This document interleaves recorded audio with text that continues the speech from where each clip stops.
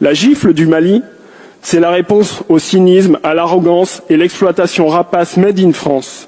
Les voilà les valeurs de la France qu'on mesure au quotidien quand on vit au Sahel et dans toute la région. Et à ceux qui viennent en France, la maltraitance d'État pour ces migrants pas assez riches ou trop noirs.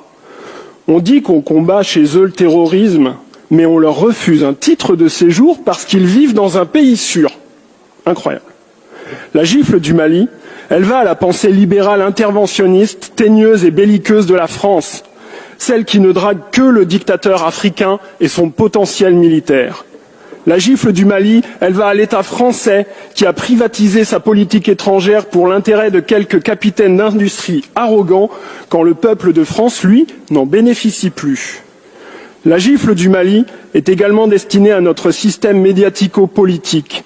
Ministres et parlementaires godillots, plateaux de France 24, RFI ou de la chaîne parlementaire célèbrent dans une connivence coupable leurs mensonges pour nous expliquer que certains troisièmes mandats sont bons, d'autres pas. Certains putschistes défendent la liberté aux côtés de la France et d'autres pas.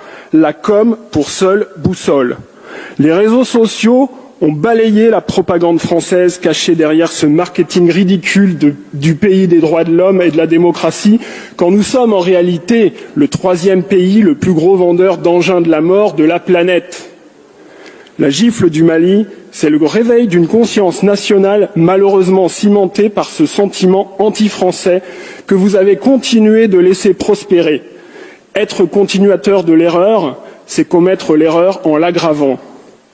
La gifle du Mali, c'est le signal donné à tous les autres pour en faire de même. Tchad, Niger, Burkina, Mauritanie, Sénégal, Cameroun, Côte d'Ivoire, Gabon, Congo viendront à leur tour. Mais pourra-t-on leur donner tort ?